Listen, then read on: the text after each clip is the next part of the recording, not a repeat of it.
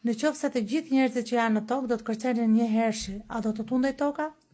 Nëse tokën do e zvoglonin, do e bënin sa ky top, njeriu do ishte pak më i madh se një atom. Dhe nëse do mlidhnin 8 miliard atome bashk, do të ishin më të vogla se sa 1/100 e milimetrit kub.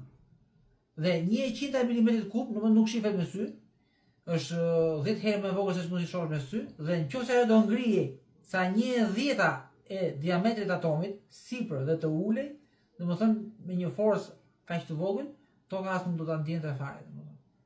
A mendon se i ka resurset e mjaftueshme toka për të mbajtur 8 miliard apo më shumë njerëz?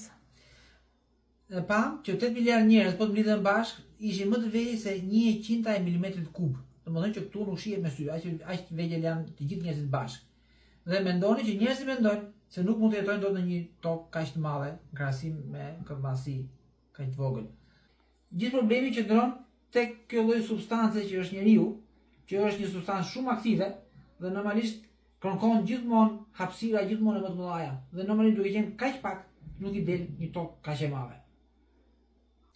Normalisht raporti i teknologjisë me numrin e njerëzve bën mundur mbijetesën e një popullate në një planet.